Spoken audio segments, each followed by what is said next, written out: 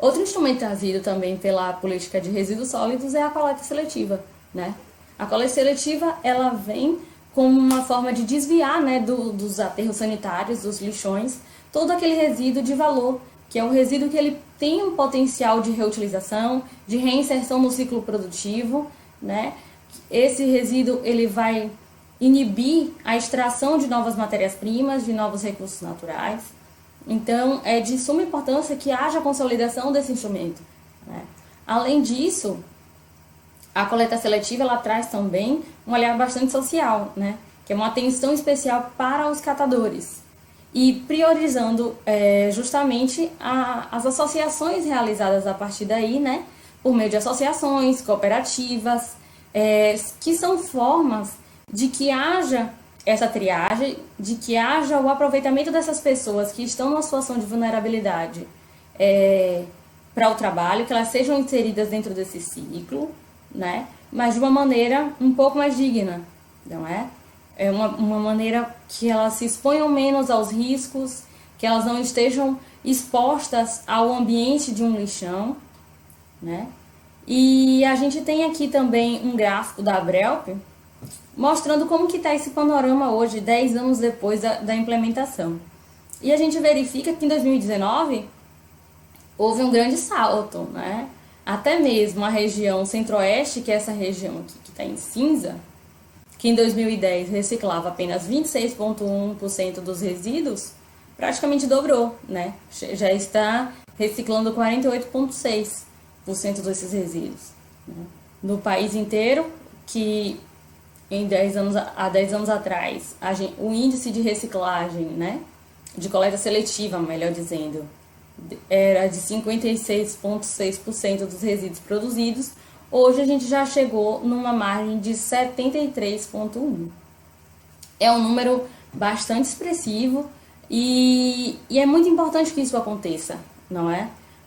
É muito importante que o Brasil ele implemente a coleta seletiva por todos esses benefícios que a gente já tem e porque a gente precisa conseguir, nos próximos anos, zerar a quantidade de material reciclado que pode ser ainda alvo de aproveitamento, de retorno, né, para o ciclo produtivo, e porque, na maioria das vezes, há um transtorno muito grande, né? Quando a gente fala de poluição marinha, poluição das águas, muitos problemas e muitos transtornos são causados por materiais que têm valor econômico agregado, não é? Outro instrumento também muito interessante trazido pela política de resíduos sólidos é a logística reversa, né?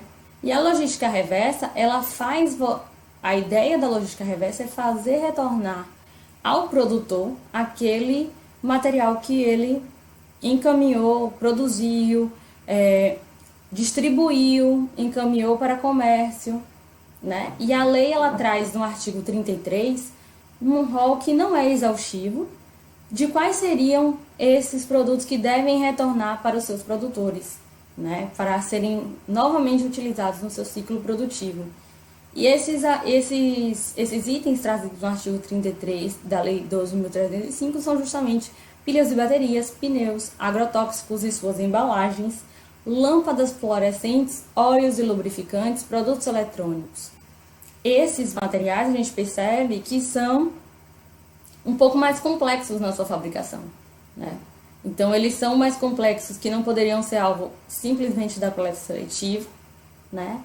Mas eles têm um alto potencial de reaproveitamento em seu ciclo, né? E em outros ciclos produtivos também. E a lei traz essa obrigação para essas empresas produtoras desses materiais que proporcionem em cadeia esse retorno desses materiais. E a lei recente também agora, o decreto, na verdade, 10.338 de 2020, acrescentou também a obrigatoriedade de logística reversa para medicamentos. É importante destacar, a gente já coloca até aqui embaixo um alerta, né, de que existe um projeto de lei também tramitando no Senado para que todos esses sistemas de logística reversa e reciclagem sejam implementados no país dentro do prazo de 5 anos. Os acordos setoriais são um instrumento em complementação justamente a esses dois outros que a gente comentou, né?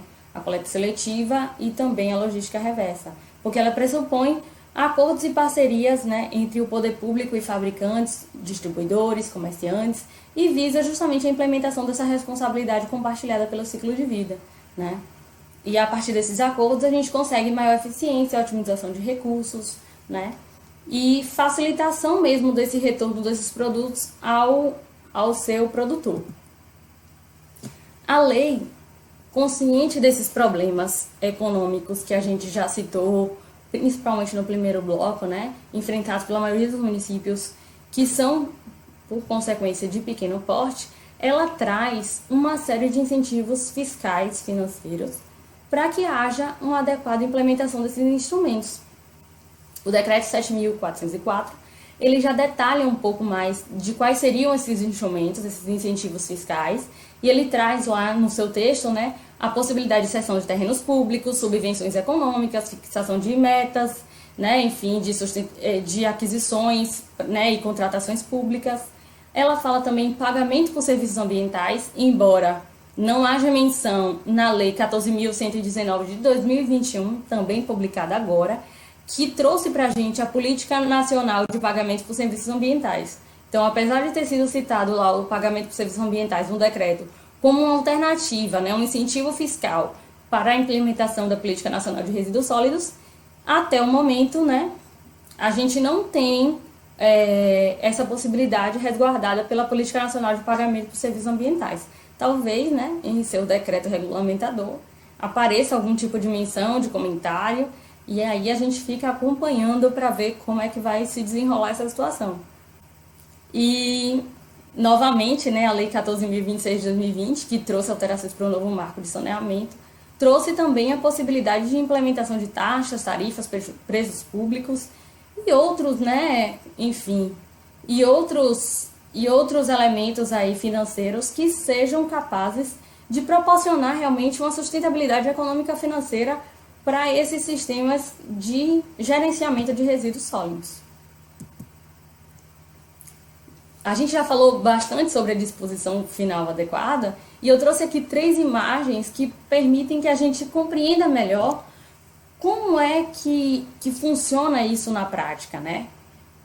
Como é que funciona o lixão, como é que funciona o aterro sanitário, qual a diferença entre essas estruturas que a gente vem conversando, e também destacando uma terceira figura que eu não falei até agora, mas que existe e que é bastante complexa, que é a figura do aterro controlado. Então, aqui nessa primeira figura, a gente observa, né, o funcionamento de um lixão. Então, eu tenho uma disposição a céu aberto, aqui eu tenho o lançamento de gases, né, os animais e os insetos aqui, na foto não tem, mas poderia ter aqui umas casinhas, umas pessoas, criação de animais, e com isso não há nenhum tipo de tratamento, então há contaminação, né, do lençol freático, do solo por conta do chorume, que vai sendo gerado a partir do acúmulo desse lixo. O aterro controlado, ele na verdade é uma situação intermediária, né? Então, seria um antigo lixão que sofreu algumas modificações, né? Então, esse antigo lixão hoje ele já consegue ser recoberto. O lixo novo todo, ele recebe uma cobertura de área, então ele não fica exposto. Já não temos aqui a figura dos animais, porque o lixo está coberto. Todo lixo novo, ele é colocado numa nova célula, que houve um processo anterior de impermeabilização desse solo, então todo lixo novo, ele não gera mais aqui o poluente, né, para o lençol freático, para o solo. No entanto, esses aterros controlados, eles normalmente são realizados, são construídos nas proximidades ou no mesmo terreno em que antes funcionava um lixão. Então, ainda que haja a cobertura desse lixo novo, ainda que haja, né, a captação dos gases e a queima controlada, que esse solo do lixo novo que é colocado seja impermeabilizado, você tem essa estrutura aqui de um lixão antigo que ela não consegue, né, ser tratada. Então, na verdade, é um pouco complexo essa situação intermediária, justamente porque há uma maquiagem, né? Você oculta parcialmente o problema anterior, mas não há nenhum tipo de tratamento, geralmente, para esse lixo anterior que já estava lá, né? Já que é uma estrutura de lixão antiga. E a proposta realmente, né, trazida pela política de resíduos sólidos é o aterro sanitário. No aterro sanitário, como a gente pode ver aqui nesse desenho aqui inferior, a gente tem mantas de argila e PVC, impermeabilizando o solo, então todo lixo novo ele é recoberto diariamente e os líquidos, né, eles na verdade, ao invés de se direcionarem ao solo e contaminarem o lençol freático, eles são captados, vão para uma estação de tratamento desse chorume e aí são direcionados para lagoas de decantação depois. Então essa água, esse chorume ele é tratado, ele não vai para a natureza daquela maneira em que ele é gerado. Há também a captação e queima dos gases, então evita-se também, além da poluição do solo e das águas, a poluição do ar. E aqui a gente verifica que não existem pessoas, é proibida a entrada de pessoas não autorizadas, não há presença de animais, de insetos. Então, realmente é uma opção mais adequada de disposição final desses rejeitos do que o lixão. E aqui a gente lembra também que para os aterros vão apenas os rejeitos, né? Os resíduos, eles já passaram por toda aquela ordem prioritária e só vem mesmo tudo aquilo que não é capaz de ser tratado, de ser redestinado dentro dessa ordem para o ciclo produtivo, ou que a gente também não tem tecnologia disponível para que isso seja tratado, que seja reinserido, ou que não é economicamente viável. Então, o percentual que vai ser direcionado a esse aterro, ele é mínimo, ele é muito menor do que o que a gente tem hoje, por exemplo.